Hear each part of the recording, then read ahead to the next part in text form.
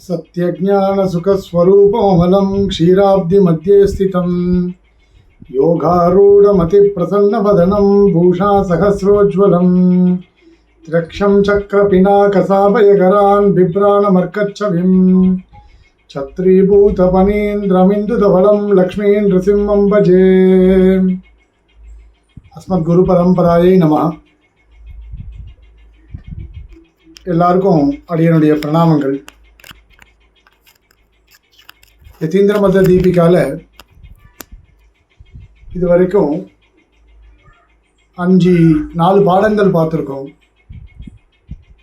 கடைசியாக கிரகண பிரகாரஸ்து ஆத்மா மனசா சயுஜ்யதே மன இந்திரியேன இந்திரியம் அர்த்தேன ததா பிரத்யக்ஷம் அப்படின்னு பிரத்யக்ஷத்தினுடைய கிரகண பிரகாரம் பார்த்தோம்.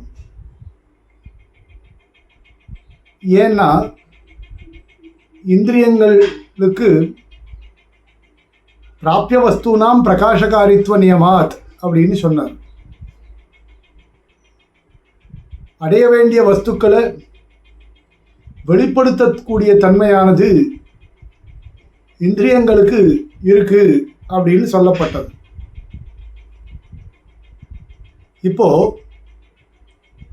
சம்பந்தமானது சொல்லப்படுறது. திரவிய கிரகணே சயோகா சம்பந்தா. திரவியத்தை கிரகிக்கும் பொழுது சம்யோக சம்பந்தமானது சொல்லப்படுகிறது. திரவியகத ரூபாதி கிரகணே சமவாய அனங்கீகாராத்து சயுக்த ஆசிரயணம் சம்பந்தா அப்படின்னு பங்கி. இன்னைக்கு நாம இதை பார்க்க போறோம். திரவிய கிரகணே 2 திரவியங்களுக்கு மத்தியில் சயோகமானது சம்பந்தம். சம்யோகா அப்படின்னா சேர்க்கை என்பதாக பொருள். 2 திரவியங்களுக்கு மத்தியில் சேர்க்கை என்பது சம்பந்தம். ஹஸ்த புஸ்தகையோஹோ கஹ சம்பந்தா அப்படின்னா சயோகா சம்பந்தா. ஹஸ்த லேகின்யோஹோ கஹ சம்பந்தா அப்படின்னா சயோகா சம்பந்தா. 2 திரவியங்களுக்கு மத்தியில் ஹஸ்தா அப்படின்றது ஒரு திரவியம், புஸ்தகம் என்பது ஒரு திரவியம். 2 திரவியங்களுக்கு மத்தியில் இருக்கக்கூடியதான சம்பந்தமானது சம்யோக சம்பந்தமானது இந்த இடத்துல சொல்லப்படுகின்றது. திரவியகத ரூபாதி கிரகணே திரவியங்களில் இருக்கக்கூடிய ரூபாதிகளை கிரகிக்கும் பொழுது சமவாயமானது சொல்லப்படுகிறது மற்ற சாஸ்திரங்கள்ல. இப்போ சாஸ்திரங்கள் பல அவரவர்களுடைய அபிப்பிராயத்தை அவரவர்கள் தெரிவிக்கின்றார்கள். இந்த சம்பந்த விஷயத்தில் திரவியத்துக்கும் குணத்துக்கும் இருக்கக்கூடியதான சம்பந்தம் என்ன? இப்போ நையாயிகர்கள் சமவாய சம்பந்தா என்று ஒரு சம்பந்தத்தை ஏற்றுக்கொள்கிறார்கள். நிறைய சம்பந்தம் இருக்கு. சம்யோக சம்பந்தம், சமவாய சம்பந்தம், தாதாத்மிய சம்பந்தம், அப்ருதக் பாவ சம்பந்தம், இது மாதிரி பல சம்பந்தங்கள் சாஸ்திரங்களிலே சொல்லப்படுகின்றன. குணகுணினோக கஹ சம்பந்தா அப்படின்னா சமவாய சம்பந்தா. நையாயிகர்கள் குணகுணினோஹோ கிரியா கிரியாவந்தோஹோ ஜாதி வியக்தியோஹோ அவயவ அவயவினோஹோ நித்தியத்ரவிய விசேஷயோச்ச யஹ சம்பந்தா சஹ சமவாய என்பதாக தெரிவித்திருக்கிறார்கள். குணத்துக்கும் குணிக்கும், குணினா திரவியம்னு அர்த்தம். திரவிய குணயோஹோ கஹ சம்பந்தா சமவாய சம்பந்தா. அதே மாதிரி கிரியா கிரியாவந்தோஹோ जाति व्यक्त्योः गो गोत्वं जाति व्यक्त्योः கௌஹு கோத்வம் இவைகளுக்கு மத்தியில் இருக்கக்கூடியதான சம்பந்தம். அவயவினோகோ நித்திய திரவிய விசேஷயோச்ச இது மாதிரியான ஸ்தலங்களில் சமவாய சம்பந்தமானது சொல்லப்படுகின்றது. இப்போ இந்த சமவாய சம்பந்தத்தை வேதாந்திகள் ஏற்றுக்கொள்ளவில்லை. ஏன் அப்படின்னா சூத்திரகாரர் சமவாயத்தை நிஷேதம் பண்ணியிருக்கார். அனவஸ்தா தோஷம் என்கின்றதான ஒரு தோஷம் வருகின்றபடியினால் சமவாயத்தை ஏற்றுக்கொள்வதற்கு இல்லை. சமவாய அபியுபகமாச்ச சாமியாத் அனவஸ்திதே அப்படின்னு சொல்கிறபடியினால சமவாயத்தை ஏற்றுக்கொள்வதில்லை அப்படின்னு சொல்லப்பட்டிருக்கு. இந்த அளவில் யதீந்திர தீபிகால இவ்வளோ தெரிஞ்சுட்டா போகிறோம். சமவாயத்தை ஏன் ஒத்துக்கலை அப்படின்னா சமவாயத்தை ஏற்றுக்கொண்டால் அனவஸ்தா தோஷம் வரும். குணகுணினோஹோ சமவாய சம்பந்தா தத்திர வித்தியமானஹ சமவாய சம்பந்தா கேன சம்பந்தேன வர்த்ததே அப்படின்னு ஒரு கேள்வி கேட்டால் புனः சமவாய சம்பந்தேன வர்த்ததே அப்படின்னு சொல்லணும். ஏவம் ரூப இந்த மாதிரியான சமவாய சம்பந்தம் சமவாய சம்பந்தம் சமவாய சம்பந்தம் அப்படின்னு சொல்லிகிட்டே போனால் அனவஸ்தா என்கின்றதான ஒரு தோஷமானது ஏற்படும். அதனால் சமவாய சம்பந்தத்தை ஏற்றுக்கொள்வதற்கு இல்லை. இது இந்த பங்கியினுடைய அர்த்தம். சமவாய அபியுகமாச்ச சமவாய அனங்கீகாராத் அப்படின்றதுக்கு ஏன் அங்கீகரணம் இல்லை அப்படின்றதுக்கு இது இந்த அளவில் தெரிஞ்சுட்டா போகிறோம். பாஷ்யாதிகள் வாசிக்கும் பொழுது சமவாயத்தினுடைய சொரூபம் என்ன, அந்த சமவாயத்தை ஏன் நாம் ஒத்துக்கிறது இல்லை, சூத்திரகாரர் ஏன் அப்படி சாதித்தார், அப்படி அவர் சாதித்ததற்கான காரணம் என்னென்ன இருக்குது, நையாயிகர்கள் எப்படி அதை ஏற்றுக்கொள்கிறார்கள், நியாய வைசேஷிகர்கள் அப்படியே நாம் ஏற்றுக்கொண்டால் என்னென்ன பாதகங்கள்லாம் வரும், இதெல்லாம் நாம் பாஷ்யாதிகள் வாசிக்கும் பொழுது பார்க்கலாம். சரி, உங்கள் சித்தாந்தத்தில் குணகுணினோஹ கஹ சம்பந்தா கேட்போமோ இல்லையோ, திரவிய கிரகணே சயோக சம்பந்தா அங்கே நிர்விவாதம். திரவியத்துக்கும் குணத்துக்கும் மத்தியில் இருக்கக்கூடியதான சம்பந்தம் என்ன சம்பந்தம் அப்படின்னு கேட்டால் அதற்கு பதில் சொல்லணுமோ இல்லையோ, சயுக்த ஆசிரயண சம்பந்தா.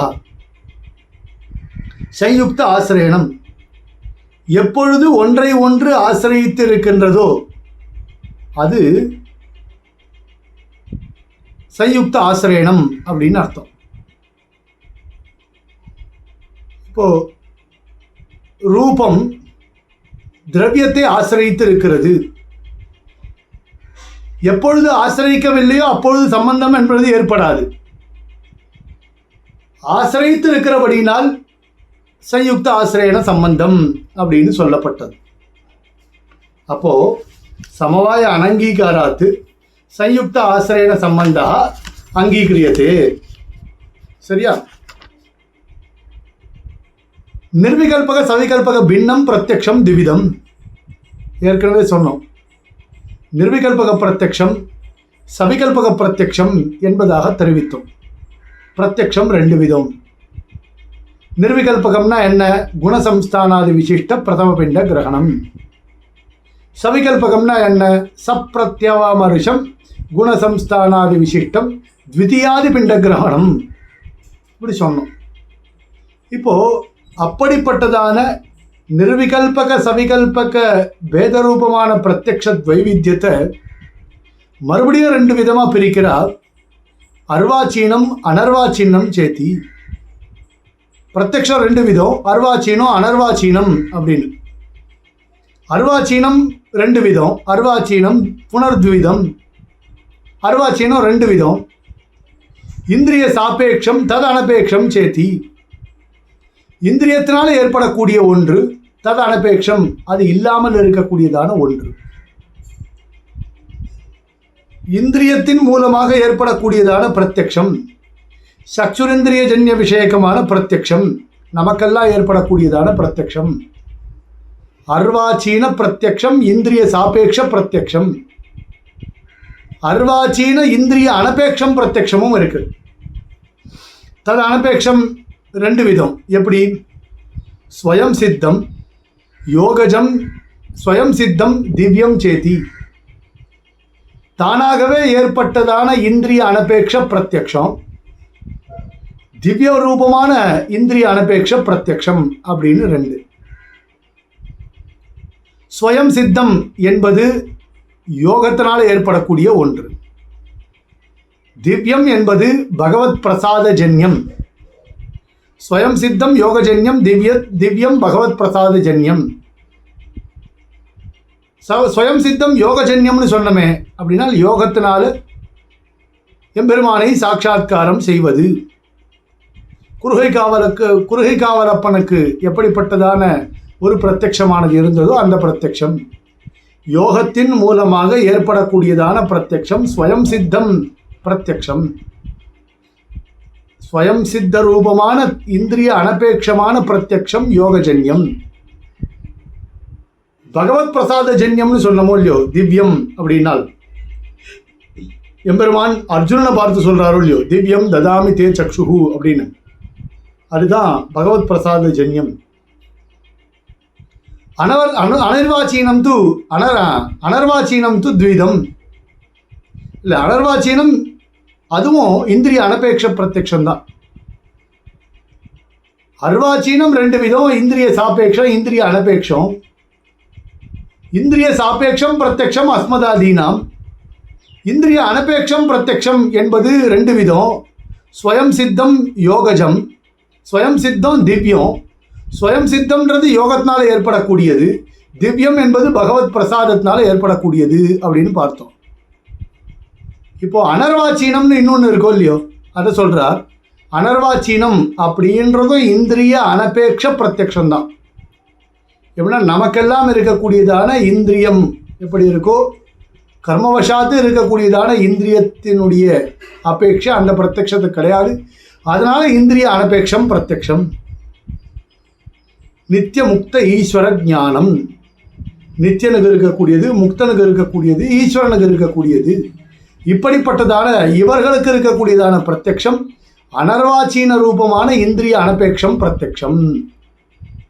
அனர்வாச்சீனம் து பிரசங்காத அத்திர உக்தம். இந்த இடத்துல இந்த பிரத்யக்ஷ விஷயத்தில் சொல்ல வேண்டிய அவசியம் இல்லை. இது பிரசங்காத உக்தம். இதை பின்னாடி ஜீவ பரிச்சேதத்தில் 9வது அவதாரத்திலையும் 8வது அவதாரமாக இருக்கக்கூடியதான ஜீவ பரிச்சேதத்திலையும் சொல்ல போகிறோம் அப்படின்னு சொல்கிறார். பிரசங்காத அத்திர உக்தம் ஏவம் சாட்சாத்காரி பிரமாகரணம் பிரத்யக்ஷம் இது சித்தம். அதனால் சாட்சாத்காரித்வே சதி பிரமாகரணத்துவம் பிரத்யக்ஷஸ்ய லக்ஷணம் அப்படின்னு பிரத்யக்ஷத்தினுடைய லக்ஷணமானது இதோடு பூர்த்தியாகப்பட்டது. இதற்கு பிறகு பிரத்யக்ஷத்தில் எந்தெந்த பிரமாணங்கள் எல்லாமே அந்தர்பாவம் ஆகும், என்னென்ன விஷயங்கள் பிரத்யக்ஷ அந்தர்பவந்தி அப்படின்றத இதற்கப்புறம் சொல்கிறார். அதை நாளைக்கு பார்ப்போம். கவிதார்க்கிக சிம்மாய கல்யாண குணசாலினே ஸ்ரீமதே வெங்கடேஷாய வேதாந்த குரவே நமஹ.